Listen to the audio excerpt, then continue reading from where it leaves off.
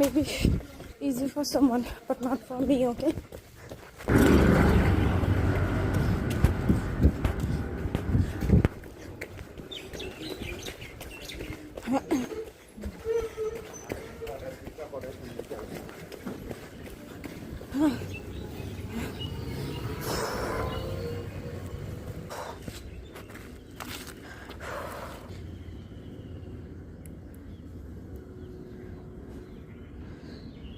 ভালো লাগলো আজকে রানিং করে ভাবে।